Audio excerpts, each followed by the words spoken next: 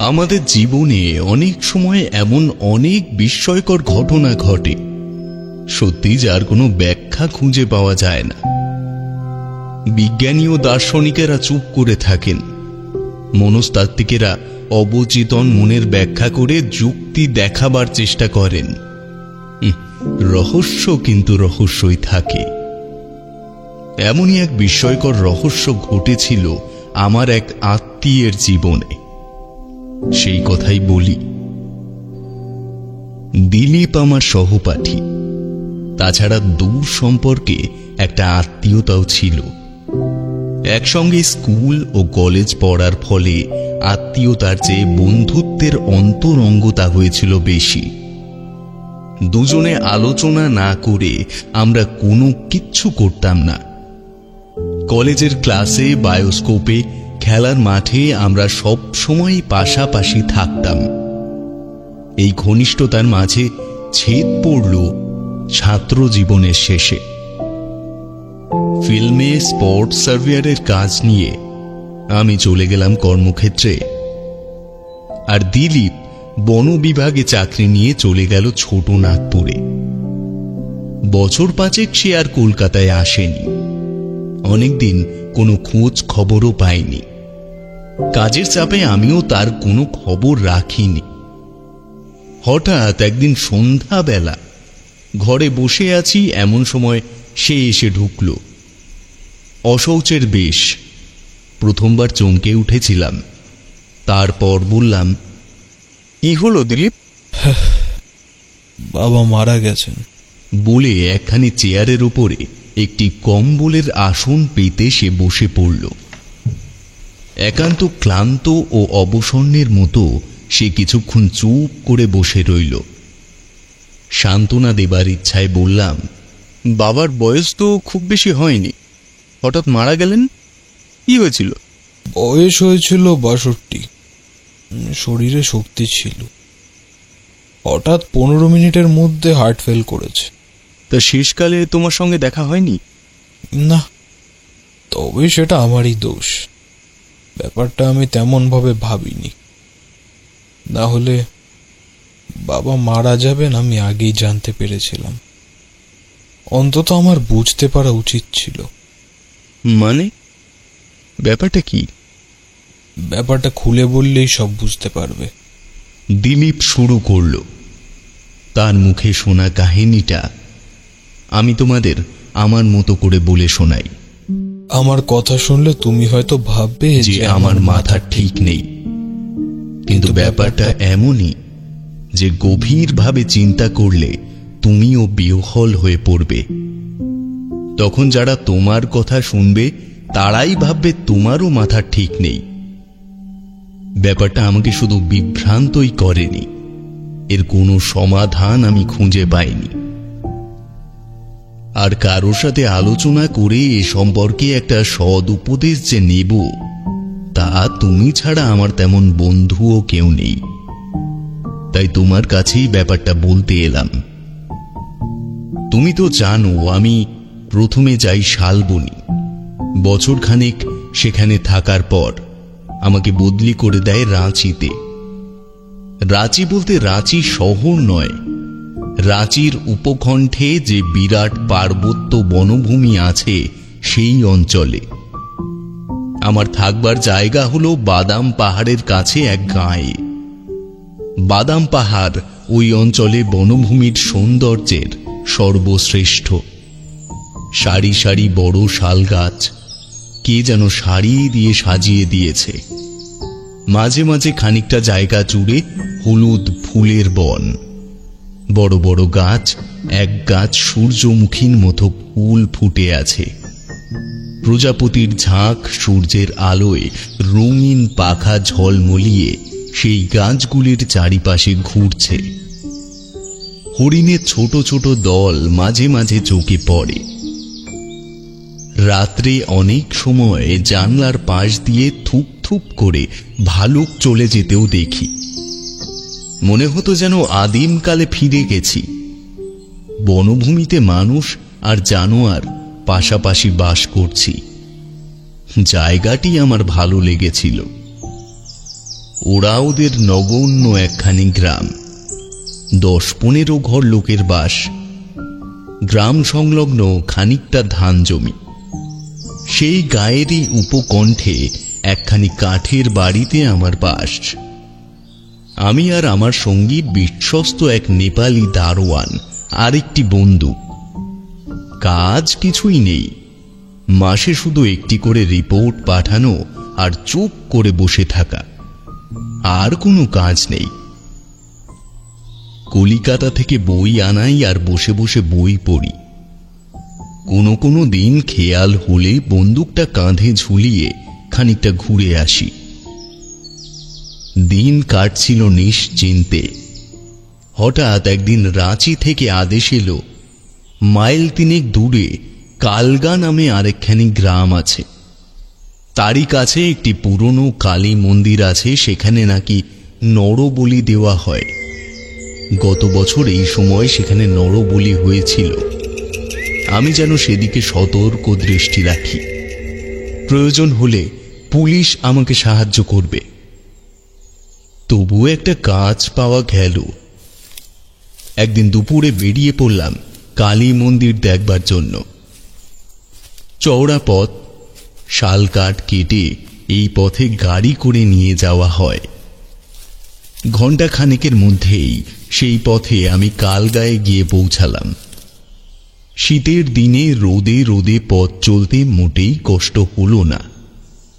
গায়ের লোককে জিজ্ঞাসা করে শুনলাম মন্দির ছাড়িয়ে আমি চলে এসেছি। মন্দিরটা আমার পথেই পড়েছে। সংকীর্ণ একটা শাখা পথ দিয়ে গিয়ে জঙ্গলের মধ্যে একটু নজর রাখলেই চোখে পড়ত শালবনের মাঝে মন্দিরের মাথার ত্রিশূলটা। ফিরলাম। পেয়াটাক পথ এসে জঙ্গলের মধ্যে সত্যি ত্রিশূল চোখে পড়ল। সরু একটা শাখা পথ চলে গেছে জঙ্গলের ভেতর। সেই পথ দিয়ে একটু গিয়েই মন্দির। মন্দিরের কাছে গিয়ে সত্যি অবাক হয়ে গেলাম। এখন জীর্ণ ভগ্ন শেষ হলেও মন্দিরটি যে গঠন নৈপুণ্য এক সময় ভালো ছিল তা বোঝা যায়। এই জঙ্গলের মধ্যে কে যে কেন এমন মন্দির তৈরি করেছিল তা ভাবলে বিস্ময় লাগে বইকি। কয়েক মাইলের মধ্যে তা মাত্র কয়েক ঘর লোকের বাস। তাদের জন্য এমন মন্দির কে এখানে করল? মন্দিরের কোনো দরজা ছিল না। বরাবর গিয়ে উঠলাম মন্দিরে। পায়ে জুতো ছিল, ভিতরে আর ঢুকলাম না। দরজার সামনে দাঁড়িয়ে ভেতরের মূর্তিটার পানে তাকালাম। এক কালী মূর্তি, হাত 2 বেশি উঁচু হবে না, অনেকটা কালীঘাটের কালীর মতো। কিন্তু অমন ঘন কৃষ্ণ বর্ণের কালী মূর্তি আমি কখনো দেখিনি। কালী প্রতিমার লাল টকটকে জিভটা ও সাদা চোখ দুটি যেন বড় বেশি স্পষ্ট হয়ে চোখে লাগে। মন্দিরের ভেতরটা বেশ পরিষ্কার পরিচ্ছন্ন। জঙ্গলের মধ্যে ভাঙা মন্দিরে যেমন মাকড়সার জাল ও অপরিচ্ছন্নতা দেখার আশা করেছিলাম তেমন কোথাও নেই। এই মন্দিরে মানুষের যাতায়াত আছে তা বোঝা যায়। মন্দিরের সামনে আনমনে দাঁড়িয়ে আছি, হঠাৎ কাঁধে কে হাত রাখল। চমকে উঠলাম। পিছন পানে তাকিয়েই দেখি এক জটাধারী। পরক্ষণেই চিনলাম, কলিকাতায় তিনি মাঝে মাঝে বাবার কাছে আসতেন। কি একটা গাছের শিকড় ধারণ করিয়ে ইনি বাবার অর্শ নিরাময় করেন। সেই থেকেই বাবার সঙ্গে এর অন্তরঙ্গতা হয়। নত হয়ে জটাধারীর পায়ের ধুলো নিলাম। যতবার একে বাড়িতে দেখেছি ততবারই এর পায়ের ধুলো নিয়েছি। সেই অভ্যাসে আজও পায়ের ধুলো নিলাম। জটাধারীর দৃষ্টি কোমল হল। বললেন, তুই এখানে এসেছিস কেন? আমি যে এখানে চাকরি করি। কি চাকরি করিস? ফরেস্টের চাকরি। তা তুই যখন এসে পড়েছিস ভালোই হয়েছে। মা তোকে পাঠিয়েছেন আমার শিষ্য হবার জন্য। ওই গাছের থেকে একটা ফুল তুলে আন, আমি তোকে মন্ত্র দিয়ে দিই, রোজ জপ করবি। হঠাৎ একেবারে গুরু হয়ে বসার আগ্রহ আমার কাছে ভালো লাগলো না। বললাম, আজ থাক, আর একদিন এসে মন্ত্র নিলেই হবে। হ্যাঁ, এত তাড়াতাড়ি তো কিছু নেই। জটাধারীর ভ্রুকুটি কুঁচকে উঠল। বলল, আমি যা বলি শোন, তোর মঙ্গল হবে, ফুল আন। এমনভাবে ধমক দেওয়াটা বরদাস্ত করতে পারলাম না। জোর দিয়েই বললাম, না, আজ থাক, মন্ত্র নিতে হয় আর একদিন নেব। জটাধারীর ভ্রুকুটি আবার কুঁচকে উঠল। বলল, তাহলে এখানে এসেছিস কেন? উপর থেকে হুকুম এসেছে, কে এই মন্দিরে থাকে রিপোর্ট দিতে হবে। জটাধারীর চোখ দুটি ধক ধক করে জ্বলে উঠল। বলল, আমি থাকি এখানে, রিপোর্ট দিস। কতদিন আপনি এখানে আছেন? যতদিন আমার ইচ্ছে। বেশ, সেই রিপোর্টই আমি দেব। রিপোর্ট পরে দিবি, আগে নিজের ঘর সামলাগে যা। হা হা করে জটাধারী হেসে উঠল। হাসি সাধারণ হাসি নয়, সাধারণ লোকের মুখে তেমন হাসি আর কখনো শুনিনি। সে হাসি বুকে এসে ধাক্কা মারল, যেন কেমন যেন ভয় হলো। আর কোনো কথা না বলে পথে নামলাম। পেছনে জটাধারী আর একবার অট্ট হাসি হেসে উঠল। ভালো করে সাজিয়ে গুছিয়ে সারা রাত বসে রিপোর্ট লিখলাম। দুপুরে নেপালিকে পোস্ট অফিসে পাঠালাম রিপোর্টটা ডাকে দেবার জন্য।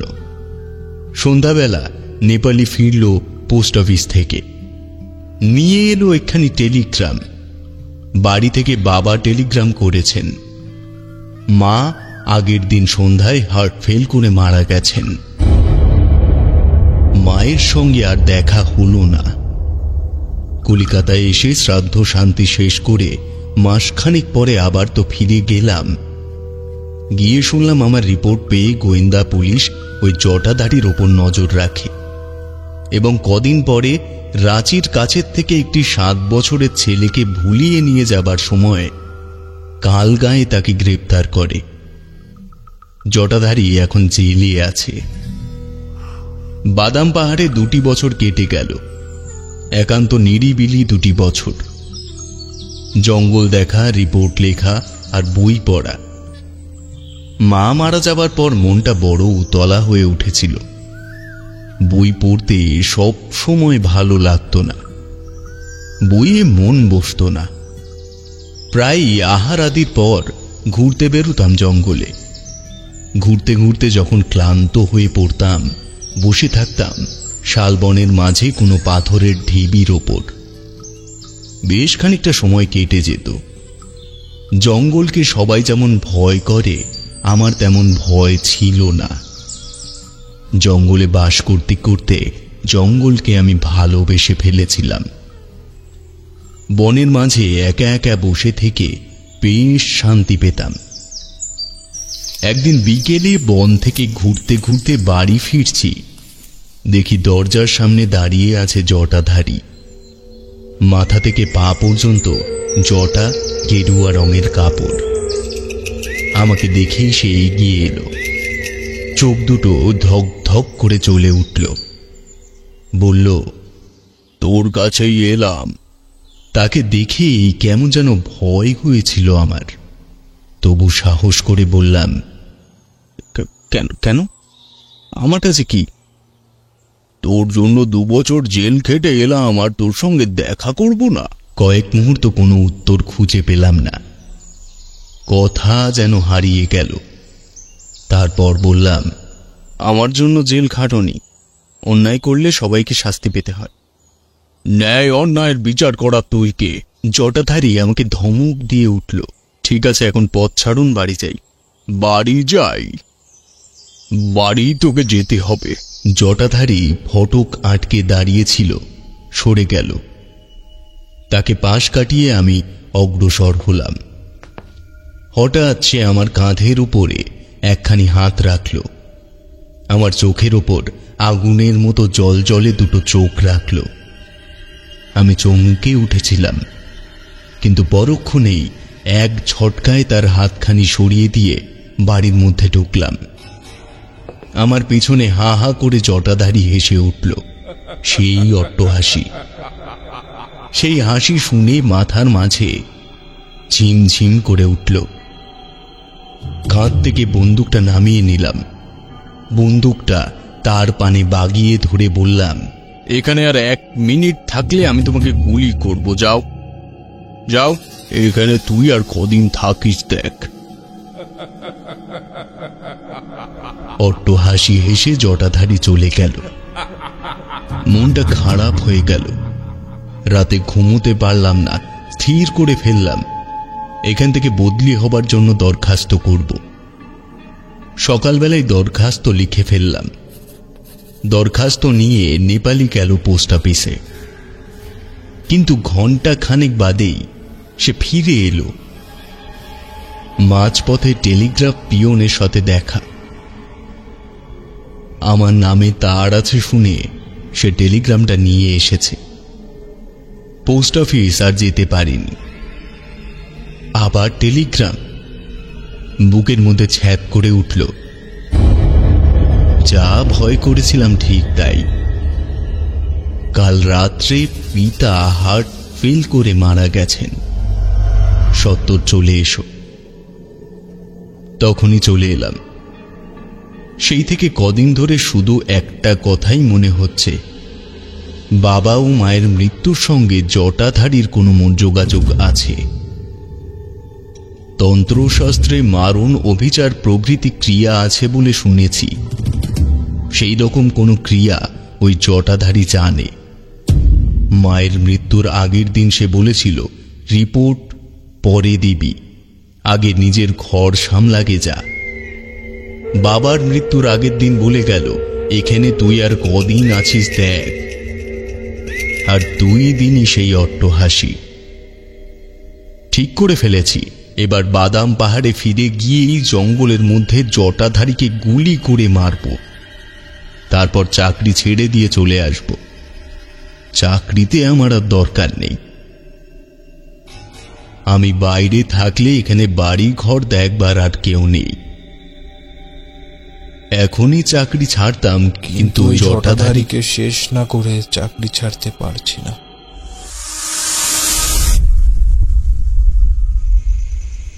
দিলীপ এই অবধি বলে চুপ করল। ওর মুখের পানে তাকিয়ে ওর মাথার কোনো গোলযোগ ঘটেছে বলে তো মনে হলো না। সে বোধহয় আমার কথাটা বুঝতে পেরেছিল। বলল, ভাবছো বোধহয় আমার মাথার মধ্যে কোনো গোলযোগ হয়েছে, তাই না? বললাম, না না, তা ভাবছি না। ভাবছি পিতৃবিয়োগে তোমার মন বড় চঞ্চল হয়ে পড়েছে। তুমি কেন? আমার কথা শুনবে, সেইও কথা বলবে, তা আমি জানি। সেই জন্য এইসব কথা আমি কাউকে বলিনি, আর বলবোই বা কার কাছে। আচ্ছা, আমি এখন উঠি ভাই।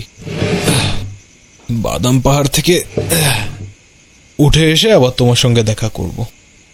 তুমি কি সত্যি জটাধারীকে মারবে নাকি? হ্যাঁ, আমার ধারণা ও তান্ত্রিক ক্রিয়া করে মাকে ও বাবাকে মেরেছে। তার প্রতিশোধ আমি নেব। কিন্তু খুন করে ধরা পড়লে?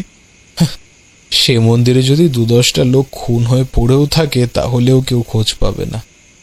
2-4 মাস কেউ জানবে না, ততদিনে মরা শেয়ালে খেয়ে যাবে। দিলীপ আর কিছু বলতে দিল না, ঘর থেকে বেরিয়ে গেল।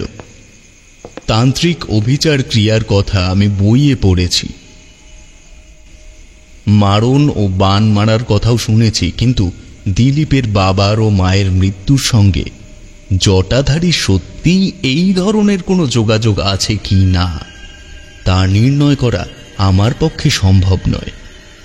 তবে শোকের আবেগে দিলীপ হঠাৎ একটা হত্যাকাণ্ডের মধ্যে জড়িয়ে পড়ে, এ আমি কোনো মতেই বাঞ্ছনীয় বলে মনে করতে পারলাম না। ভাবলাম 2-4 দিন পরে গিয়ে একটু বুঝিয়ে আসব, যুক্তিতর্ক দিয়ে শান্ত করার চেষ্টা করব। আজ যাই কাল যাই করে কাজের ঝামেলা চুকিয়ে যাওয়া আর হয় না। শেষে রবিবার ছাড়া আর সময় হলো না। রবিবার দিন সকালে দিলীপের বাড়ি গিয়ে শুনলাম আগের দিন সে কর্মস্থানে চলে গেছে। শ্রাদ্ধ শান্তি ইতিমধ্যেই শেষ হয়ে গেছে। আমার আর করার কিছু ছিল না। একটা দুঃসংবাদ শোনার আশঙ্কায় মনে মনে প্রস্তুত হয়ে রইলাম। 5 দিন পরেই আপিসে বসেই সংবাদ পেলাম, স্পট সার্ভেয়ারের কাজ ছেড়ে পালদা আমাকে একটি খবরের কাগজের আপিসে চাকরি জুগিয়ে দিয়েছিলেন। টেলিপ্রিন্টারে অবিরাম খবর আসছে, খানিক খানিক টাইপ হচ্ছে, আর পিয়ন ছিঁড়ে ছিঁড়ে এনে টেবিলের ওপরে রাখছে। যে যে সংবাদ পরের দিন কাগজে ছাপা হবে লাল কালি দিয়ে দাগ দিচ্ছিলুম। খবর বাছাই করাই আমার কাজ। হঠাৎ একটা খবর আমার চোখে পড়ল। রাঁচির বন বিভাগের কর্মচারী শ্রী দিলীপ আচার্যকে বনের মধ্যে অচেতন অবস্থায় পড়ে থাকতে দেখে গ্রাম্য লোকেরা পুলিশে খবর দেয়। রাঁচি হাসপাতালে তাকে স্থানান্তরিত করা হয়। তার 2টি হাতই ভেঙে গেছে। তার সঙ্গে একটি বন্দুক ছিল, সে বন্দুকটি পাওয়া যায়নি। পুলিশ সন্দেহ করছে কোনো দুর্বৃত্ত তাকে আঘাত করে বন্দুকটি অপহরণ করেছে। কিন্তু দিলীপ বাবুর চেতনা না হলে ঘটনার বিস্তারিত বিবরণ কিছু জানা যাবে না। দিলীপ বাবুর এখনো জ্ঞান হয়নি। মনটা চঞ্চল হয়ে উঠল। জটাধারীর সঙ্গেই যে দিলীপের একটা কোনো সংঘর্ষ হয়েছে সে সম্পর্কে আমার কোনো সন্দেহ রইল না। রাঁচি যাবার বড় ইচ্ছা হলো, কিন্তু তখনই রাঁচি যাওয়া তো আর আমার পক্ষে সম্ভব নয়। আহা, বেচারা দিলীপের আপনার বলতে কেউ নেই। রাত 8টায় বাড়ি ফিরে দেখি হরি বসে আছে। হরি দিলীপের বাড়ির পুরনো চাকর। আমাকে দেখেই হাউ হাউ করে কেঁদে উঠল। বলল, বাবু, এই দেখুন বাবু, তার এসেছে। আপনাকে আমার সঙ্গে এখনই যেতে হবে। রাত 10টায় গাড়ি বাবু। যাওয়া বললে কি যাওয়া যায়? টাকা চাই তো। সব আছে, সব আছে, আপনাকে কিছু ভাবতে হবে নে। রাত 10টায় গাড়ি, আপনি তৈরি হয়ে নিন বাবু। আপনি ছাড়া ওনার আত্মবন্ধু কেউ নেই বাবু। ছেলেটাকে আমি কোলে পিঠে করে মানুষ করেছি। আবার হাউ হাউ করে হরির কান্না। যাবার ইচ্ছা ছিলই। টাকার কথাটা ভাবছিলাম, তাও যখন জুটে গেল হরির সঙ্গে বেরিয়ে পড়লাম রাত 10টার ট্রেনে।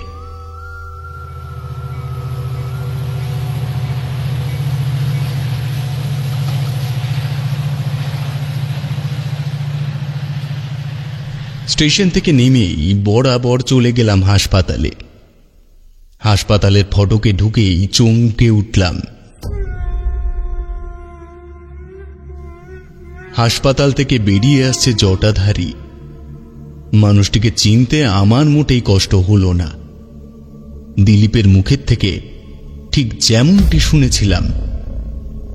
মাথার জটা নেমেছে হাঁটুর নিচ অবধি, কপালে একটা লাল সিঁদুরের টিপ, চোখ দুটি লাল, পরনে গেরুয়া।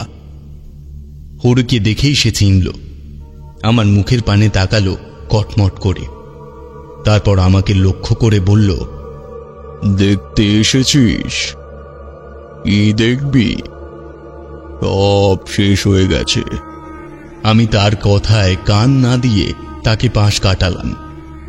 হা হা করে হেসে উঠল আমার পেছনে। অদ্ভুত সে হাসি, তেমন হাসি আমি কখনো শুনিনি। হাসিটা এসে যেন বুকের মাঝে ধাক্কা মারে। সারা দেহ কেমন যেন শিরশির করে ওঠে। তাড়াতাড়ি আপিস ঘরে গিয়ে ঢুকলাম। জটাধারীর কথাই সত্যি। ডাক্তার বলল, এইমাত্র দিলীপ বাবু মারা গেলেন। ঘন্টাখানেক আগে আসলেও দেখতে পেতেন। কলিকাতা থেকে এসেছি, ট্রেন থেকে নেমে সোজা চলে এসেছি। সে আর কি করবেন? আপনি ওর কে? এইমাত্র ওর গুরু এসেছিলেন, তিনি বললেন দিলীপ বাবুর আপনার লোক কেউ নেই। গুরু এসেছিলেন? গুরুকে? ওই জটাধারী তান্ত্রিক যাকে এখনই বেরিয়ে যেতে দেখলাম, তার কথা বলছেন কি? হ্যাঁ, উনি এসেছিলেন প্রায় ঘন্টাখানেক আগে। 24 ঘন্টায় জ্ঞান হয়নি শুনে তিনি ওর মাথায় হাত দিয়ে ইষ্টমন্ত্র জপ করে জ্ঞান সঞ্চারের চেষ্টা করলেন, কিন্তু পারলেন না। জপ শেষ করে তিনি হাত তুললেন আর কয়েক মিনিটের মধ্যে দিলীপবাবু মারা গেলেন। তন্ত্রে মন্ত্রে কি আর কিছু হয় মশাই? মন্ত্রে সে শক্তি থাকলে ডাক্তারি শাস্ত্র মিথ্যে হয়ে যেত। আমি তো স্তব্ধ হয়ে গেলাম। দিলীপ যা বলেছিল তা তো অমূলক নয়।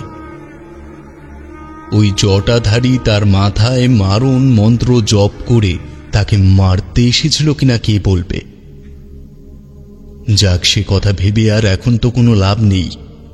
এ ব্যাপারের কোনো প্রমাণ হয় না, প্রতিকারও করার নেই। 2 দিন রাঁচিতে থাকতে হলো। মৃত্যুর কারণ সবিশেষে নির্ণয় না করে হাসপাতাল থেকে মৃতদেহ ছাড়ল না। মৃতদেহ পেলাম পরদিন।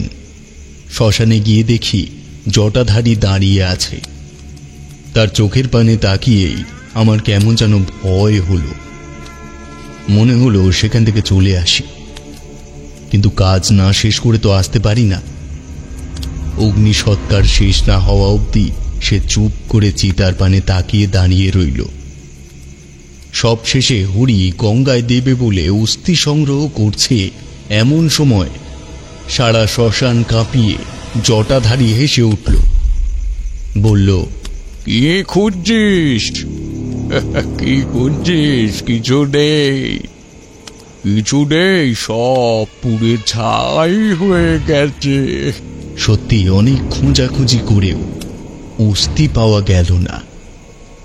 হরি হাউ হাউ করে কেঁদে উঠল, বলল, বাবু, বাবু, মা গঙ্গায় দেবার মতো অস্থিও পাবো না। জটাধারী হা হা করে হেসে উঠল। এবার আমি মুখ তুলে তাকালাম তার চোখের পানে। সেও তাকালো। কি ভীষণ সে চোখ, জল জল করছে লাল জবা ফুলের মতো। এবার সে চোখের পানে তাকিয়ে আমার শুধু ভয়ই হলো না, কেমন যেন একটা ঘৃণাও হলো। একজন অনাত্মীয় যুবকের মৃত্যুর পর শ্মশানে দাঁড়িয়ে যে এমন ভাবে হাসতে পারে, সে আর যাই হোক মানুষ নয়। আমার চোখের পানে তাকিয়ে আমার মনের ভাব বোধহয় সে বুঝতে পারল। মুখ ফিরিয়ে ধীরে ধীরে শ্মশান থেকে বেরিয়ে চলে গেল। দিলীপের মৃত্যুর সঙ্গে এই মানুষটির যে একটা কোনো যোগাযোগ আছে, সেই সম্পর্কে আমার মনে এতটুকু সন্দেহ রইল না। আশা করি এখন তোমাদেরও নেই। সম্ভবত দিলীপের পিতামাতার মৃত্যুর কারণও এই মানুষটি, কিন্তু প্রত্যক্ষ প্রমাণ তো কিছু নেই। সেই রাত্রে কলিকাতায় ফিরলাম। তারপর কয়েক বছর কেটে গেছে। কেউই জটাধারীকে আর কখনো কোথাও দেখেনি। দিলীপই বলেছিল তাদের কলিকাতার বাড়িতে সে আসতো। বাগবাজার থেকে টালিগঞ্জ অবধি আমি নিত্য যাতায়াত করি। কোনোদিন পথে ঘাটে জটাধারীকে আমার চোখে পড়েনি। আর চোখে পড়লেই বা কি করতাম? এবার বলো, তোমাদের হয়তো ভালো লাগলো না গল্পটা, তাই না? আসলে এই গল্পে কোনো ভূত নেই। আছে যেটা, সেটা ভূতের থেকেও মারাত্মক একটি অপশক্তি। অপশক্তি এই কারণেই বলছি, মানুষকে জখম না করে, মানুষকে আপত্তিকর ভাবে আক্রমণ না করে মন্ত্রের মাধ্যমে যদি মেরে ফেলা সম্ভব হয়, তাহলে ভাববে এই কাজ নিশ্চয়ই কোনো অদৃশ্য শক্তি এখনো করে চলেছে এবং করতে পারে।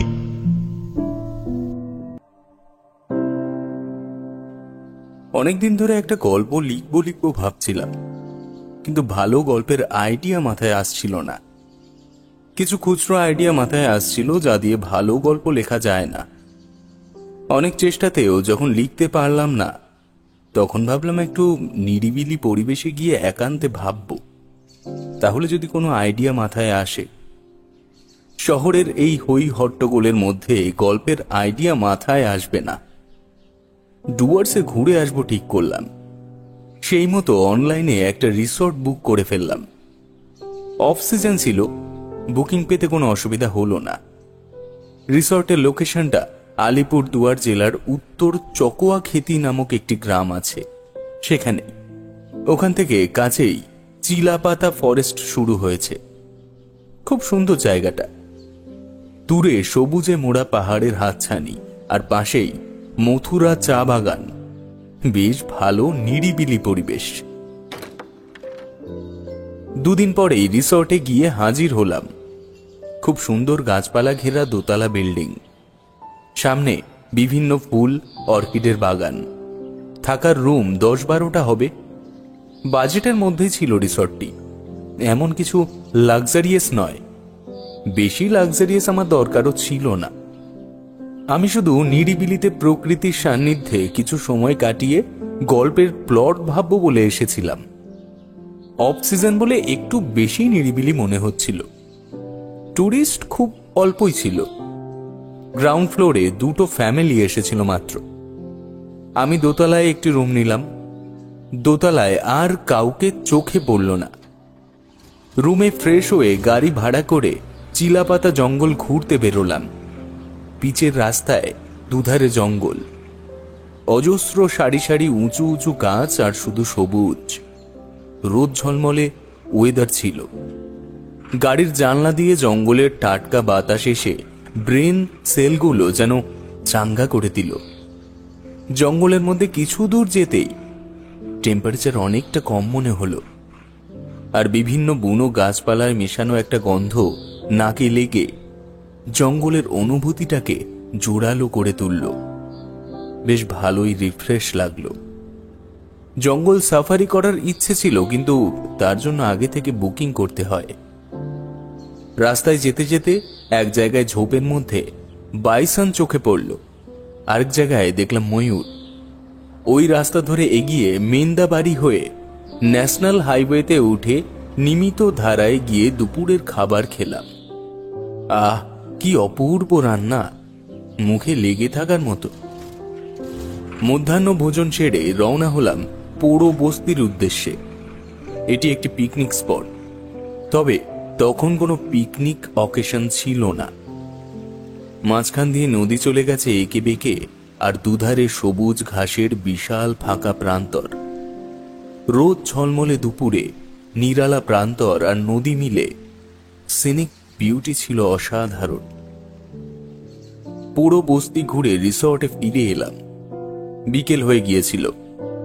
চা বিস্কুট খেয়ে রিসর্ট থেকে বেরিয়ে উত্তর চকোয়াখেতি গ্রামটা একটু হেঁটে বেরিয়ে দেখতে গেলাম। রাস্তার দুধারে বিঘের পর বিঘে ফাঁকা ধানের ক্ষেত। তখন ধান কাটা হয়ে গিয়েছিল। ধান ঝাড়াই করে খড়গুলো ক্ষেতের মধ্যেই জায়গায় জায়গায় পুঞ্জীভূত করে রাখা ছিল। ক্ষেতের সংলগ্ন গাছপালা ঘেরা কিছু কিছু জনবসতিও চোখে পড়ল। সুপারির গাছ ছিল প্রচুর।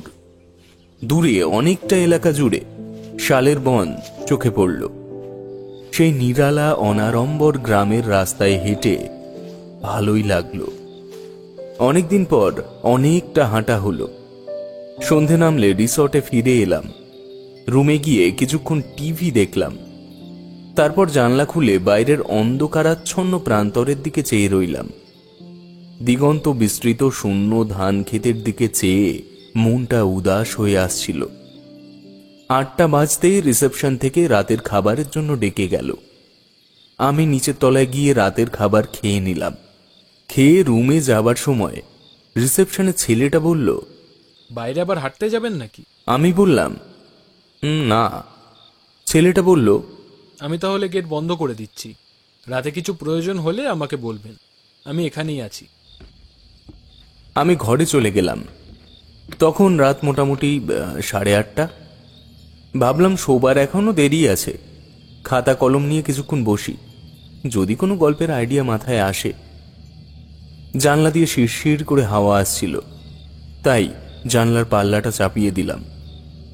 টেবিলে বসে কপালে হাত দিয়ে কতক্ষণ বসেছিলাম খেয়াল নেই। দরজা ঠেলার শব্দ শুনে ঘুরে দেখি দরজায় একজন বয়স্ক ভদ্রলোক এসে দাঁড়িয়েছেন। বয়স ওই 40-50 হবে। বললেন, আসতে পারি? বললাম, আসুন না। আপনার সাথে একটু গল্প করতে এলাম। আপনি কোন রুমে উঠেছেন? এই পাশের রুমেই। আপনাকে তো সারাদিন দেখলাম না। সারাদিন তো ছিলামই না, দেখবেন কি করে? ও, তাহলে সন্ধ্যার দিকে এসেছেন? না না, এই মাত্র ঢুকলাম। এত রাতে? রাত আর এমন কি, 9টা সবে, এই তো সন্ধে। আপনার মতন বয়সের মানুষও রাতে জাগে, এটাই অবাক লাগছে। এখানে অবশ্য রাত 9টা অনেক রাত। তা আপনি এখানে খাতা কলম নিয়ে কি করছেন? না, তেমন কিছু না, একটা গল্প লিখবো ভাবছিলাম। শখের লেখক বুঝি? হ্যাঁ, ঠিকই বলেছেন। তা কিছু মাথায় এলো? না, এখনো আসেনি। আপনি চাইলে আমি একটা গল্প শোনাতে পারি, আপনার গল্প লেখার কাজে লাগতে পারে। কি গল্প? আমার নিজের জীবনের গল্প, বেশ সাসপেন্স আছে, যদি চান তো শোনাতে পারি। হ্যাঁ, শুনি তাহলে। গল্প শুনতে আর কি আপত্তি থাকতে পারে? একটা সিগারেট ধরাই, অসুবিধা নেই তো?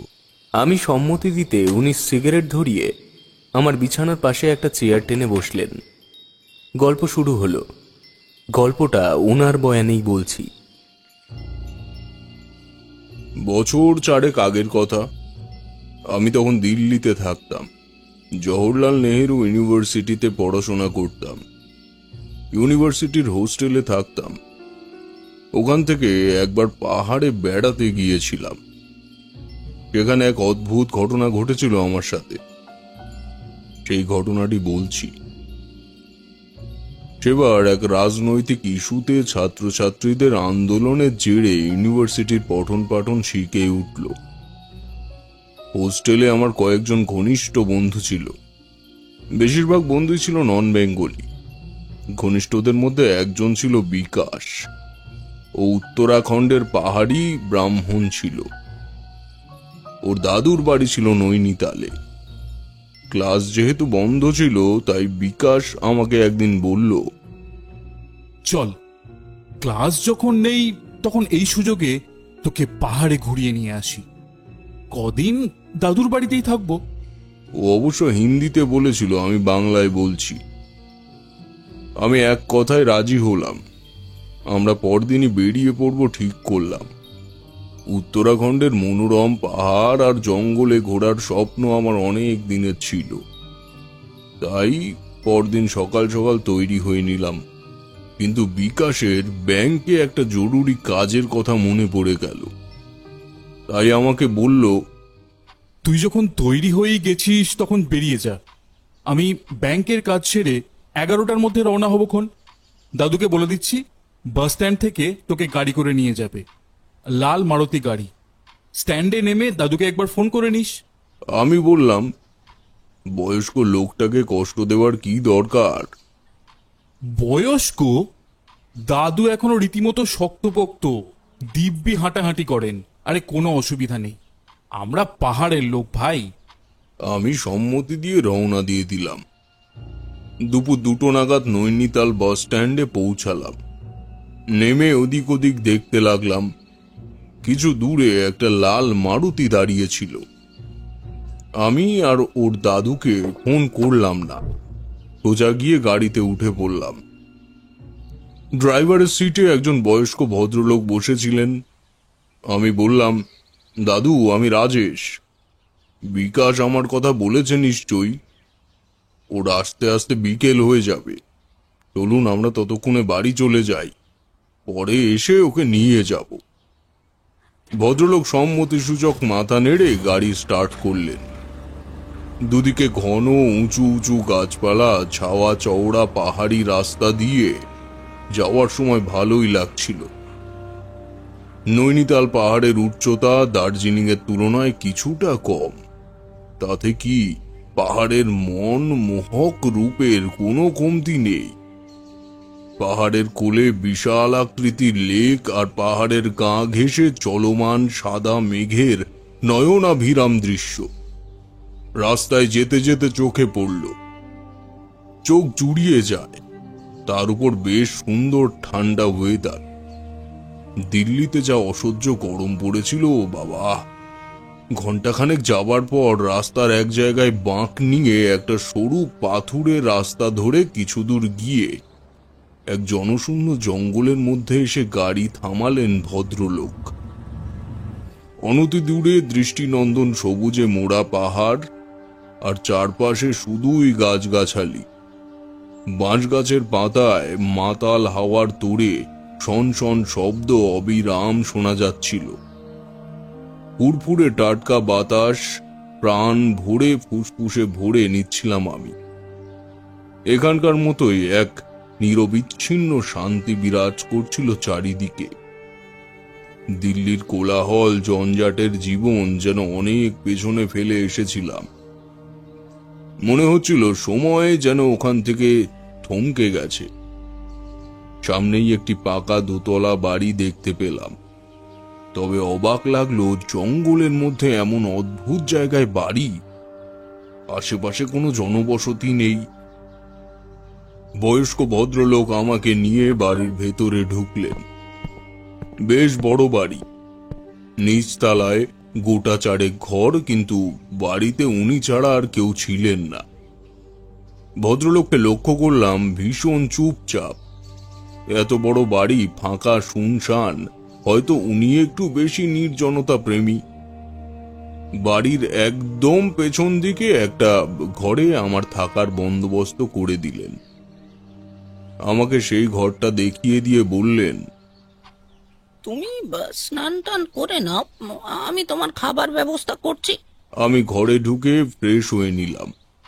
তারপর বিছানায় গা এলিয়ে দিয়ে ভাবলাম বিকাশ কত দূর এলো, একটু খবর নেওয়া দরকার। ফোন করতে গিয়ে দেখি মোবাইলে নেটওয়ার্ক নেই।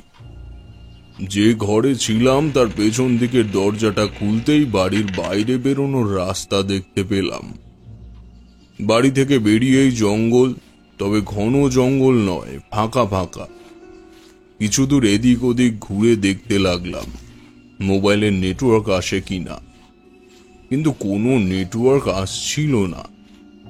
ফাঁকা জঙ্গলের মধ্যে আরো খানিকটা এগিয়ে গেলাম। জঙ্গলের রাস্তা গাছের ঝরা পাতায় ঢেকে ছিল।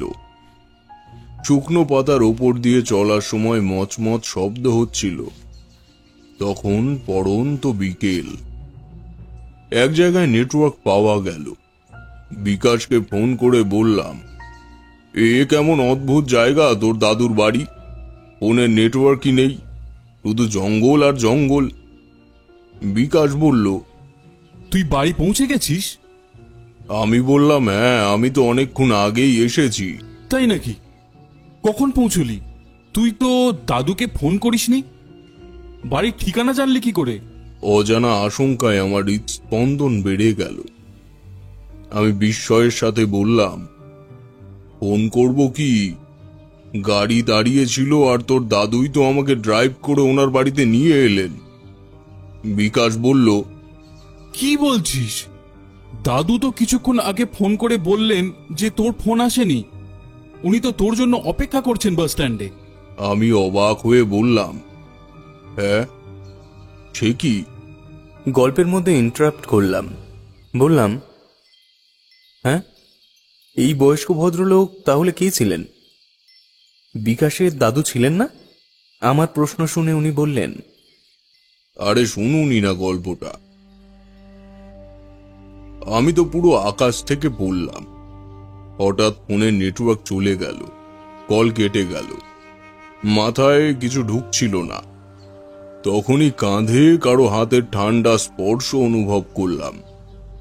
একটা হিমেল স্রোত যেন আমার শির দ্বারা বেয়ে নেমে গেল। আঁতকে উঠে পেছনে ফিরে দেখি সেই বয়স্ক ভদ্রলোকটি যিনি আমাকে ড্রাইভ করে নিয়ে এসেছিলেন, আমার মনে ভয় বাসা বেঁধেছিল। ভ্রু কুঞ্চিত করে লোকটির দিকে তাকালাম। দেখলাম ওনার চোখ দুটি রক্তবর্ণ, রাতের পর রাত না ঘুমোলে যেমন হয় ঠিক সেরকম। লোকটি যদি বিকাশের দাদু না হন তাহলে কে? কেনই বা আমাকে এখানে নিয়ে এলেন? উনি কি আমার কোনো ক্ষতি করতে চান? এসব প্রশ্ন মনে জাগছিল, কিন্তু মনের ভাব বাইরে প্রকাশ করলাম না। ভাবলাম আতঙ্কিত হয়ে পড়লে বিপদ আরো বাড়তে পারে, আর এই নির্জন জঙ্গলে কেউ আমাকে বাঁচাতে আসবে না। তাই ঠান্ডা মাথায় ভদ্রলোককে বললাম, মোবাইলের নেটওয়ার্ক পাচ্ছিলাম না, তাই ঘুরতে ঘুরতে এত দূরে চলে এসেছি। এখানে জঙ্গলে ঘুরে বেড়ানো নিরাপদ নয়, বাড়ি চলো। আমি ভয়ে ভয়ে মৃদু স্বরে বললাম, আচ্ছা চলুন। জঙ্গলের মধ্যে অনেকটা চলে গিয়েছিলাম। ভদ্রলোকের পিছু পিছু আসতে লাগলাম। কিভাবে এখান থেকে পালানো যায় তাই ভাবছিলাম। ভাবতে ভাবতে বাড়িটার কাছে চলে এলাম। ভদ্রলোক বাড়িতে ঢুকে রান্নাঘরের দিকে চলে গেলেন। ডাইনিং টেবিলে খাবার পরিবেশন করতে করতে বললেন, খাবার তৈরি করেছি, খেয়ে নাও। আমি স্বস্তি পাচ্ছিলাম না। একজন অপরিচিত লোক কেন আমাকে এই বাড়িতে নিয়ে এলো বুঝতে পারছিলাম না। বললাম, বিকাশ এলে ওর সাথেই খাবো, ওর জন্য চিন্তা হচ্ছে। এতক্ষণে তো ওর চলে আসা উচিত ছিল। রাস্তায় কোনো বিপদ আপদ হলো নাকি জানা দরকার। ভদ্রলোক ধীর কণ্ঠে বললেন, আচ্ছা তুমি খেয়ে নাও, তারপরও খোঁজ করছি। আমি এবার জোর গলায় বললাম, না, এখনই খোঁজ করা দরকার। আর দেরি নয়, আমি রাস্তায় এগিয়ে দেখছি। ভদ্রলোক আমার কথা শুনে রাগান্বিত হলেন। তারপর কি একটা ভেবে বললেন, আচ্ছা দাঁড়াও, উপর থেকে গাড়ির চাবি নিয়ে আসছি, তারপর বেরোচ্ছি। সন্ধে নামতে চলেছে, একা একা বাইরে বেরোনো এখন নিরাপদ নয়। বলে ভদ্রলোক উপরে চলে গেলেন। আমি নিচে দাঁড়িয়ে রইলাম। ওপরের ঘর থেকে অনেকক্ষণ ধরে কিছু খোঁজার আওয়াজ আসছিল। গাড়ির চাবি তো সদর দরজা দিয়ে ঘরে ঢুকতেই বাঁদিকে কি হোল্ডারে ঝোলানো দেখেছিলাম। তাকিয়ে দেখলাম ঠিক তাই। তখন ভাবলাম, গাড়ির চাবি তো এখানে, তাহলে কি ওপরে কি খুঁজছেন? খুব ভয় পেয়ে গেলাম। ভীত সন্ত্রস্ত হয়ে কোনো দিকে না তাকিয়ে সদর দরজা দিয়ে বেরিয়ে ঊর্ধ্বশ্বাসে দৌড়তে লাগলাম। যে সরু পাথুরে রাস্তা ধরে এই বাড়িতে এসেছিলাম, সেই রাস্তা ধরেই উল্টো দিকে বড় রাস্তার দিকে দৌড়তে লাগলাম। আমার হাতে মোবাইল ফোন ছিল আর চেক করছিলাম ফোনে নেটওয়ার্ক আসে কিনা, কারণ বিকাশের সঙ্গে যোগাযোগ করতে না পারলে আমি কঠিন বিপদে পড়ব। ফোনে নেটওয়ার্ক আসছিল না। অনেকটা দৌড়ানোর পর বড় রাস্তার ধারে এসে পৌঁছালাম। মোবাইলে দেখলাম নেটওয়ার্ক এসেছে। হাঁপ ছেড়ে বাঁচলাম। ফোন লাগালাম বিকাশকে। আমি দাদুর গাড়িতে করে আসছি। আমি বললাম, প্লিজ তুই আমাকে এই বিপদ থেকে উদ্ধার কর। কে আমাকে তুলে নিয়ে এসেছে আমি কিছুই বুঝতে পারছি না। তুই বড় রাস্তার ধারেই থাক, আমি তোকে গাড়িতে তুলে নিচ্ছি। বিকাশের সঙ্গে যোগাযোগ করতে পেরে একটু স্বস্তি পেলাম। ততক্ষণে সন্ধে নেমে চারিদিক অন্ধকারাচ্ছন্ন হয়ে পড়েছিল। আমি জানতাম ওই বয়স্ক ভদ্রলোক আমাকে খুঁজতে খুঁজতে ওখানেই চলে আসবেন, তাই গাছের আড়ালে লুকিয়ে রইলাম, যাতে উনি এলেও আমাকে দেখতে না পান। হলোও তাই। ওই ভদ্রলোক গাড়ি নিয়ে বার কয়েক ওই রাস্তা দিয়ে ঘোরাঘুরি করলেন। বুঝতে পারলাম উনি আমাকেই খুঁজছেন, কিন্তু অন্ধকারে আমাকে দেখতে পাচ্ছেন না। অনেকক্ষণ বাদে বিকাশ আর ওর দাদু গাড়ি নিয়ে ওখানে এসে পৌঁছালো। বিকাশকে দেখে হাঁপ ছেড়ে বাঁচলাম। গাড়িতে উঠে পড়লাম। বিকাশের সঙ্গে যাবার সময় সব ঘটনা ওকে বিস্তারিত বললাম। বিকাশের দাদু বললেন, এখানে কিছু জাদুকর শ্রেণীর লোক আছে যারা মানুষদের অপহরণ করে দেয়। এবারে এটা ওদেরই কাজ। আমি কালই পুলিশে নালিশ জানাবো। আবার গল্পের মাঝে ইন্টারাপ্ট করে বললাম, বাহ, বেশ সাসপেন্স আছে তো। উনি বললেন, তারপর শুনুন, আমার কাছে গোটা ব্যাপারটা রহস্যময় মনে হচ্ছিল।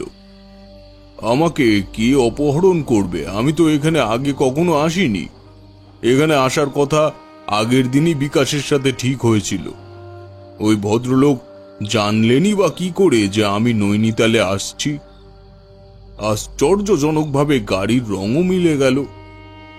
ভদ্রলোক কি কোনো কালো জাদু বা ব্ল্যাক ম্যাজিক জানেন, যা দিয়ে মাইন্ড রিডিং করা যায়? শুরু থেকেই ওনার হাব ভাব একটু অস্বাভাবিক ঠেকেছে আমার। উনি বেশিরভাগ সময় ছিলেন নিশ্চুপ, খুব কম কথা বলছিলেন, যতটা না বললেই নয় ততটাই। ওনার অভিসন্ধি কি ছিল বোঝা যায়নি। বিকাশের দাদুর বাড়ি গিয়ে পৌঁছে রাতে হালকা খাবার খেয়ে শুয়ে পড়লাম। সারাদিনের অস্বাভাবিক ঘটনার কথা ভাবতে ভাবতে ঘুমিয়ে পড়েছিলাম, কিন্তু একটা দুশ্চিন্তা আমার অবচেতনে মনে ঘোরাঘুরি করছিল। তাই ভালো ঘুম হচ্ছিল না। রাতে একবার ঘুম ভাঙলো, সামনের দেওয়ালে আবছা আলোয় কার যেন ছায়া দেখতে পেলাম। আমি বিকাশের সাথে শুয়েছিলাম। ওকে যে ডাকতে যাব, ছায়াটা সরে গেল। পরদিন সকালে বিকাশ ও দাদুর সঙ্গে ডাইনিং টেবিলে ব্রেকফাস্ট করছিলাম। হঠাৎ দেওয়ালে ঝোলানো একটা ছবির দিকে চোখ যেতে পুরো হাঁ হয়ে গেলাম। বিকাশ বলল, কি হলো রে? আমি বললাম, আরে ইনি তো সেই ভদ্রলোক যিনি আমাকে কাল ওনার ডেরায় নিয়ে গিয়েছিলেন। অসম্ভব, হতেই পারে না।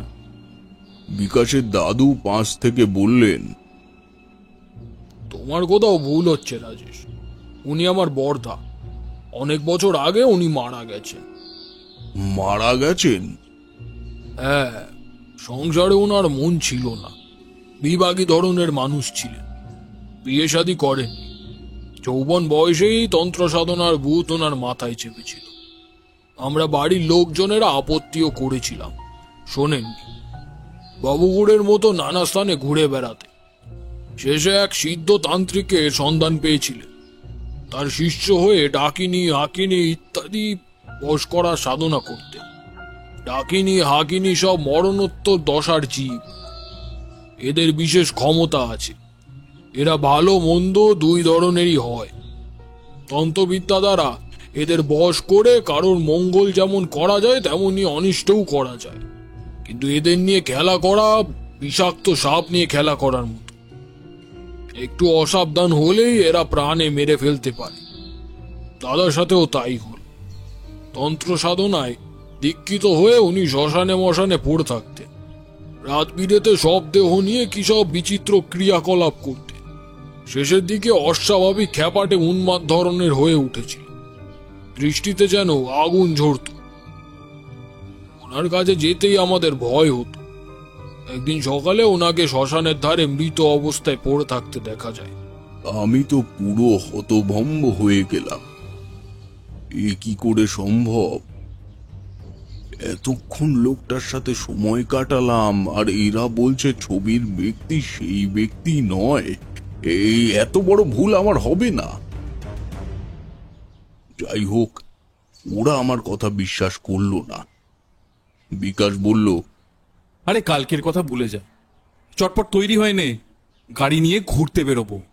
আমি তৈরি হয়ে নিলাম। বিকাশও রেডি হলো, বেড়াতে যাব। বিকাশ বলল, আরে গাড়ির একটা ডকুমেন্ট কিছুতেই খুঁজে পাচ্ছি না। রাস্তায় অনেক সময় চেকিং হয়। তুই একটা কাজ কর, তুই গাড়িতে গিয়ে বস, আমি একবার আলমারিতে খুঁজে দেখে আসি।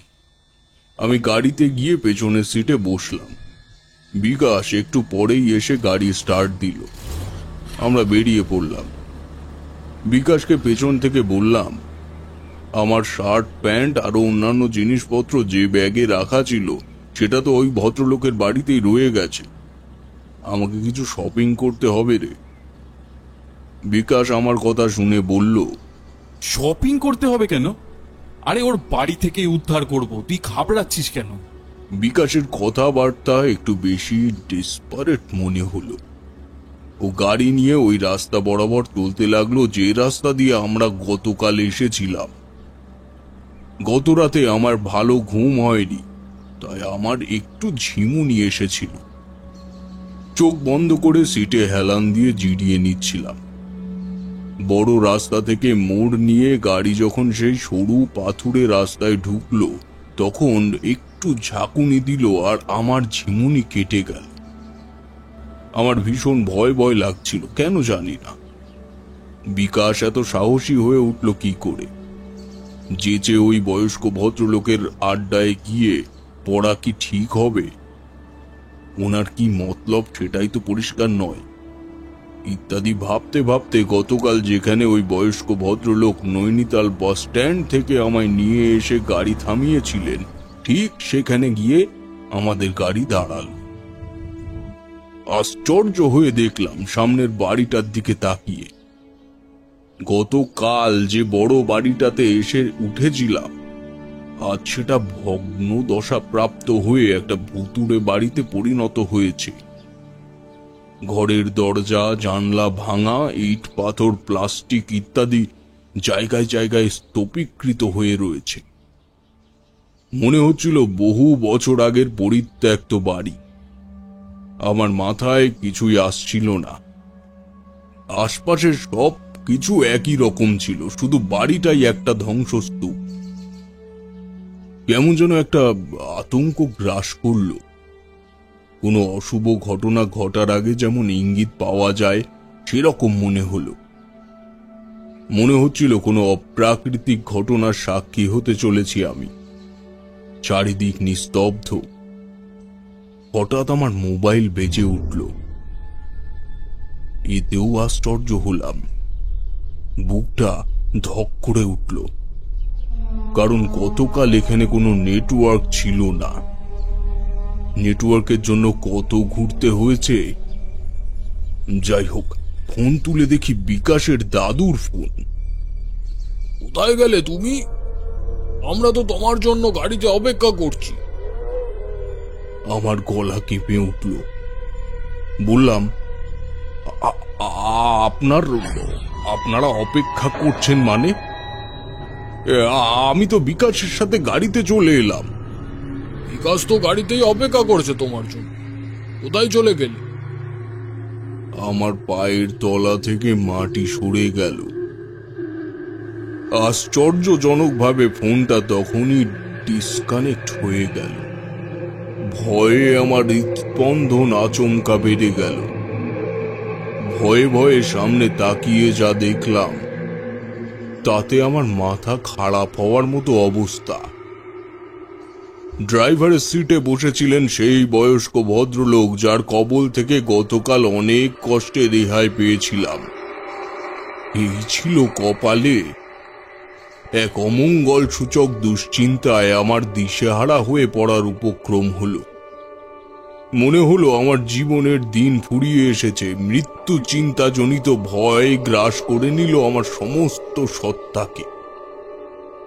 ভদ্রলোক বোধহয় ড্রাইভারের সিটে বসেই বুঝতে পেরেছিলেন আমি পেছন থেকে ওনার দিকে তাকিয়ে আছি।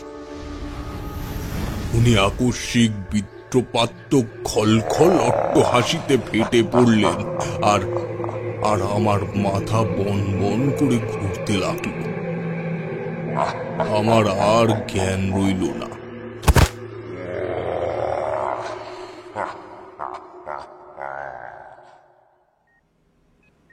যখন জ্ঞান ফিরল, আমি হাসপাতালের বেডে শুয়ে প্যানিক অ্যাটাক হয়ে ব্লাড প্রেশার ফল করে ঘন্টাখানেকের জন্য ব্ল্যাক আউট হয়ে গিয়েছিলাম। জ্ঞান ফিরলেও আমি পুরোপুরি প্রকৃতিস্থ ছিলাম না। মারাত্মক শক পেয়ে ট্রমায় আচ্ছন্ন হয়েছিলাম।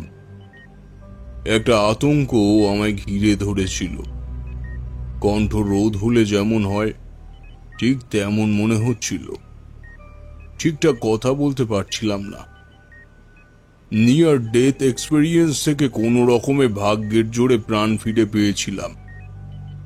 ওই ঘটনা আমার মনে এমন বিষম প্রভাব ফেলেছিল যে স্বাভাবিক চিন্তা শক্তি কাজ করছিল না তখন।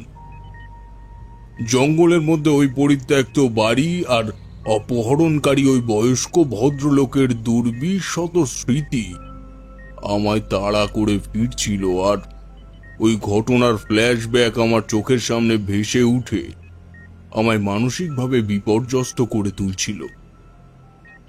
জ্ঞান ফেরার পর বিকাশকে পাশে দেখে আমি একটুখানি মানসিক স্বস্তি অনুভব করেছিলাম। সেই মানসিক অবস্থাতেও আমার জানার কৌতূহল হলো বিকাশ এত তাড়াতাড়ি ওই স্থানে পৌঁছে আমায় উদ্ধার করলো কিভাবে। ওকে জিজ্ঞেস করলে বলল, ও আর দাদু মিলে আমার ফোনের লোকেশন ট্র্যাক করে আমাকে জঙ্গল থেকে বেহুশ অবস্থায় উদ্ধার করেছিল। আমার মনে বিকাশের উত্তর নিয়ে খটকা ছিল, কারণ লাস্ট টাইম বিকাশের দাদুর সাথে ফোনে কথা বলার পর ফোনের নেটওয়ার্ক চলে গিয়েছিল। যাই হোক, আমার মানসিক অবস্থা তখন টালমাটাল, আর বিকাশের কনফিডেন্স দেখে আমি চুপ করে গেলাম। কৃতজ্ঞতার আবেগে ওকে জড়িয়ে ধরে কেঁদে ফেললাম। দুদিন হাসপাতালে কাটালাম। আমি সবসময় একটা আতঙ্কের মধ্যে থাকতাম। পারিপার্শ্বিক পরিস্থিতি নিয়ে সবসময় একটা ভয় কাজ করত এবং সবসময় মনে হতো আমি মানসিক ভারসাম্য হারাতে চলেছি। ডাক্তারবাবু বললেন এই ট্রমা থেকে বেরিয়ে আসতে আমার সময় লাগবে, এই জন্য আমার কিছুদিন বিশ্রাম আর কাউন্সেলিং প্রয়োজন। হাসপাতাল থেকে ছাড়া পেয়ে আমি বিকাশের দাদুর বাড়িতে থেকেই বিশ্রাম করতে লাগলাম। একদিন বিকাশ বলল, কলেজ তো খুলে গেছে, চল এবার তাহলে ফেরা যাক নাকি? কিন্তু আমার মনের মধ্যে ভয় এমন গেঁথে গিয়েছিল যে মনে হচ্ছিল ইউনিভার্সিটিতে ফিরে আর পড়াশোনা কন্টিনিউ করতে পারবো না। অশ্রু ভরা চোখে বিকাশকে বললাম, বন্ধু, আমার কেরিয়ার বোধহয় শেষ হয়ে গেল রে। আমি ওই ট্রমা কিছুতেই কাটিয়ে উঠতে পারছি না, মনে হচ্ছে পাগল হয়ে যাব। বিকাশ আমার কথা শুনে বলল, তুই বেশি চিন্তা করিস না তো, তোর বিশ্রামের প্রয়োজন। তুই নিশ্চয়ই কদিনের মধ্যে মানসিকভাবে সুস্থ হয়ে উঠবি। আর আমি কাল ইউনিভার্সিটি যাচ্ছি, কদিন ক্লাস করে শীঘ্রই ফিরব। বিকাশ দিল্লি চলে গেল। আমি ওর দাদুর বাড়িতেই রয়ে গেলাম। রোজ রাত্রিরে ঘুম ভেঙে গেলে লক্ষ্য করতাম আমার ঘরের অন্ধকারে একটি ছায়া হেঁটে বেড়াচ্ছে। ছায়া দেখে মনে হতো ওই বয়স্ক ভদ্রলোক আমার ঘরে এসে উপস্থিত হয়েছেন, আর ভয়ে আমার শরীর কাঠ হয়ে যেত। ওই ভদ্রলোক যেন আমাকে পাগল করেই ছাড়বেন।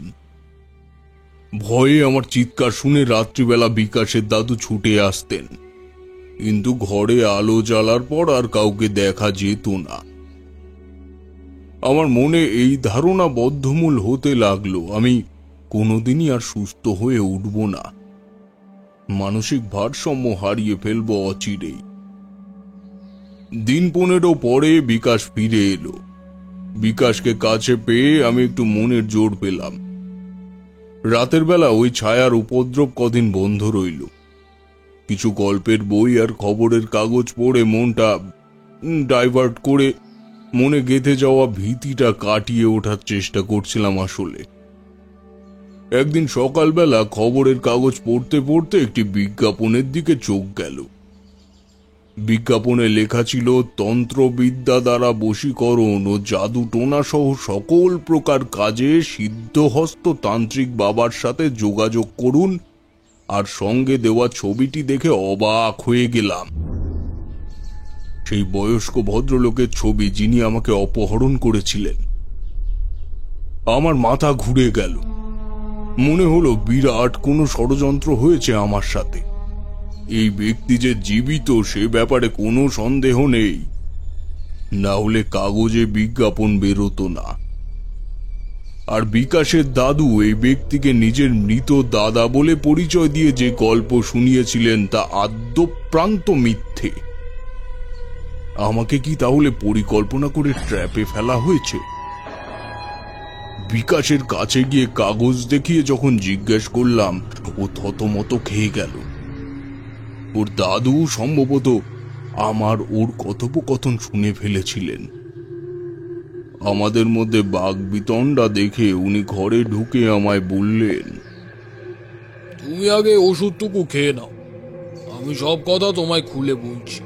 ওষুধে চুমুক দেওয়ার পরপরই আমার মাথা ঘুরে চোখ বন্ধ হয়ে আসতে লাগলো। ওষুধে মনে হয় কোনো নেশা জাতীয় কিছু মেশানো ছিল, সংজ্ঞা হারালাম। কতক্ষণ পরে জানি না মুখে ঠান্ডা জলের ঝাপটা লেগে সম্বিত ফিরে পেলাম। ধর্মর করে উঠে বসলাম। ঠিক বুঝে উঠতে পারলাম না কোথায় আছি। কেমন যেন আবছা অন্ধকার চারিদিকে। চিৎকার করে সাহায্য চাইবার চেষ্টা করলাম, গলা দিয়ে ঠিক একটা আওয়াজ বেরোচ্ছিল না। জড়ানো জড়ানো কথা বেরোচ্ছিল মুখ থেকে। নেশা জাতীয় ওষুধের এফেক্ট তখনও ছিল। ঢুলু ঢুলু চোখ মেলে দেখবার চেষ্টা করলাম। বুঝতে পারলাম আমি একটা চেয়ারের সাথে বাঁধা আছি। একটা বদ্ধ রুম ছিল। কম পাওয়ারের একটা বাল্ব জ্বলছিল। বিকাশ বসেছিল সামনেই, মুখে হাসি। সেই হাসিতে কি একটা যেন ছিল অশুভ কিছু। বিকাশ বলল, মশাইয়ের ঘুম ভাঙলো তাহলে? তারপর রাজেশ, কেমন লাগছে এখন? আমরা এখন কোথায় আছি জানিস রাজেশ? আমরা এখন নৈনিতাল শহর থেকে অনেকটা দূরে। এটা একটা পুরনো বাড়ি। এর আশেপাশে কয়েক কিলোমিটারের মধ্যে কোনো জনবসতি নেই। বিকাশের কণ্ঠে কেমন একটা রহস্য ভাব। আমি বলার চেষ্টা করলাম, আমাকে এখানে নিয়ে এসেছিস কেন? আমি জানি তোর মনে প্রশ্ন জাগছে, কেন আমি তোকে এখানে নিয়ে এলাম। তাহলে বলছি শোন। আমি স্কুল লাইফ থেকে বরাবর ক্লাসে ফার্স্ট হয়ে এসেছি। অনেক নতুন স্টুডেন্ট এসেছে গেছে, কিন্তু তারা কেউ আমাকে টপকাতে পারেনি। আমি ধারাবাহিকভাবে প্রথম হয়ে এসেছি। ক্লাসের টিচারদের প্রশংসা কুড়িয়ে এসেছি। কিন্তু ইউনিভার্সিটিতে আসার পর থেকেই তুই শনির মতন আমার পিছনে লেগে আছিস। সেই গ্র্যাজুয়েশনের ফার্স্ট সেমিস্টার থেকে 8 সেমিস্টার পর্যন্ত প্রত্যেকটা সেমিস্টারে তুইই টপার। টিচারদের সমস্ত আকর্ষণের কেন্দ্রবিন্দু হয়েছিস তুই। আমার সমস্ত অহংকার চূর্ণ বিচূর্ণ করে দিয়েছিস তুই। তোর জন্য ইউনিভার্সিটি টপারের গোল্ড মেডেলটা ফসকে গেল। গ্র্যাজুয়েশন শেষ করার পর মাস্টার ডিগ্রিতেও তুই আমার পিছু ছাড়িসনি। কিন্তু এবারের কনভোকেশনে গোল্ড মেডেল আমি তোর হস্তগত হতে দেব না। তোকে আমার রাস্তা থেকে সরিয়ে দেবার জন্যই পরিকল্পনা করে তোকে আমার দাদুর বাড়ি নিয়ে এসেছিলাম। ওর কথা শুনে আমার মাথা ঘোরাচ্ছিল। ও আরো বলে চলল, ওই যে বয়স্ক ভদ্রলোক যিনি তোকে জঙ্গলের মধ্যে অপহরণ করে নিয়ে গিয়েছিলেন, উনি আসলে একজন তান্ত্রিক, এবং আমি ওনাকে নিযুক্ত করেছিলাম যাতে উনি অপহরণ করে তোকে একটা মেন্টাল ট্রমার মধ্যে নিয়ে যেতে পারে। হাসপাতাল থেকে তুই যখন দাদুর বাড়িতে বিশ্রামের জন্য এলি, তখন রাত্রিবেলা ওনার আনাগোনার ব্যবস্থাও করেছিলাম আমি, যাতে করে তুই আর কোনোদিন এই ট্রমা থেকে বের হতে না পারিস। অনেকে ট্রমা থেকে বের হতে না পেরে আত্মহননের পথ বেছে নেয়। আমিও চেয়েছিলাম তোকে সেই পথে ঠেলে দিতে। অনেক অংশে সফল হয়ে গিয়েছিলাম, কিন্তু তুই খবরের কাগজে বিজ্ঞাপন দেখে নিয়ে আমার প্ল্যান ভেস্তে দিলি। আজ হোক না কাল তুই নিশ্চয়ই ট্রমা থেকে বেরিয়ে এসে মানসিক সুস্থতা লাভ করবি, আর আমার অগ্রগতির পথে আবার বাধা হয়ে দাঁড়াবি। আমি আকুতি মিনতি করে বললাম, তুই যদি আগে আমাকে খোলসা করে বলতি তাহলে আমি অনেক আগেই তোর রাস্তা থেকে সরে আসতাম। আমি কখনোই গোল্ড মেডেলের জন্য মরিয়া ছিলাম না, কিন্তু তুই যে এতটা বিকৃত মস্তিষ্ক আমি কল্পনাই করতে পারছি না। এখনো সময় আছে, তুই আমাকে মুক্তি দে। আমি দরকার হলে ইউনিভার্সিটি ছেড়ে চলে যাব। কোনোদিনও তোর পথে আর আসবো না। সেটা সম্ভব নয় বন্ধু। তুই ইউনিভার্সিটিতে ফিরে গেলে নিশ্চয়ই আমার কুকর্মের কথা ফাঁস হয়ে যাবে। তাই আমি কোনো রিস্ক নেব না। আমি তোকে এখানে এইভাবেই ফেলে চলে যাব রাজেশ। এই বাড়িটাতে কেউ আসে না, তবে ভাগ্যক্রমে কোনো চোর বাটপার আসতে পারে। তোর যদি ভাগ্য ভালো হয় তাহলে তারা তোকে বাঁচাতেও পারে, আবার ভাগ্য খারাপ হলে তুই এখানেই ধুকে ধুকে ক্ষুধায় আর তৃষ্ণায় মারা পড়বি। তোর পরিণতি আমি তোর ভাগ্যের ওপরই ছেড়ে দিলাম। আমি প্রবল বেগে হাত পা ছুড়াছুড়ি করা শুরু করলাম, কিন্তু তাতে বাঁধনগুলো আরো শক্তভাবে ইটে বসে গেল। বিকাশ রুমের আলো নিভিয়ে দিয়ে রুম থেকে বেরিয়ে গেল। আমি কাতর স্বরে চিৎকার করলেও ওর পাষাণ মন বিগলিত হলো না। বাইরে বোধহয় গাড়ি দাঁড় করানোই ছিল। গাড়ির শব্দ কিছুক্ষণ পরে সুদূরে মিলিয়ে গেল। অসহায় আমি ছটপট করতে লাগলাম বদ্ধ রুমের ভেতরে। ভাগ্য কিন্তু আমার সহায় হয়নি। কি ভয়ানক ঘটনা ঘটেছে আপনার সাথে। ওনার দিকে তাকিয়ে দেখি ওনার মুখটা বড্ড বিষণ্ণ, ফ্যাকাশে লাগছে। রক্ত শূন্য হলে যেরকম হয় অনেকটা সেরকম। প্রবল উৎসাহ নিয়ে বললাম, এরপর কি হলো? সিগারেটের ধোঁয়ায় ঘর পরিপূর্ণ হয়েছিল। ভদ্রলোক মৃদু স্বরে বললেন, জানলার পাল্লাটা খুলে দিন তো, ধোঁয়ায় ঘরটা ভীষণ গুমোট লাগছে। আমি উঠে গিয়ে জানলা খুলে দিলাম। ঘরে দমবন্ধকর পরিস্থিতি তৈরি হয়েছিল, কিন্তু গল্প শুনতে শুনতে আমার সেদিকে কোনো খেয়ালই ছিল না। জানলা খুলে দিতে সিগারেটের ধোঁয়া কুণ্ডলীকৃত হয়ে বাইরে বেরিয়ে গেল। বাইরের দমকা ঠান্ডা বাতাস এসে প্রাণ জুড়িয়ে দিল। জানলা খুলে দিয়ে এসে দেখি ভদ্রলোক নেই। আরে, এই তো উনি ছিলেন। কোথায় গেলেন? গল্পের শেষটা তো জানা হলো না। ভাবলাম নিশ্চয়ই ওনার ঘরে চলে গেছেন। বেশ ইন্টারেস্টিং লাগছিল গল্পটা শুনতে। রুম থেকে বেরিয়ে পাশের ঘরে দেখি তালা ঝোলানো। বেশ অবাক হলাম। এরই মধ্যে কোথায় উধাও হয়ে গেলেন উনি? গ্রাউন্ড ফ্লোরে যায়নি তো? নিচে অ্যাকোয়াগার্ড ছিল, তাই ভাবলাম খাবার জল আনতে গেল কিনা। দেখার জন্য নিচে নেমে গেলাম। ওখানেও দেখতে পেলাম না। রিসেপশনে ছেলেটা মেঝেতে তোষক পেতে ঘুমোচ্ছিল। ওকে ডেকে জিজ্ঞেস করলাম, ভাই, আমার পাশের ঘরে যে ভদ্রলোক ছিলেন উনি কোথায় গেলেন? ও চোখ ঘষলাতে ঘষলাতে বলল, আপনার পাশের ঘরে? ওখানে তো কেউ ওঠেনি। সে কি কথা? এতক্ষণ ধরে আমার সঙ্গে যে গল্প করলো, তার মানে তুমি কি বলতে চাইছো? দোতলায় আপনার পাশের ঘরে কেন? কোনো ঘরেই গত 3-4 দিনের মধ্যে কেউ আসেনি। আপনি চাইলে রেজিস্টার খুলে দেখতে পারি।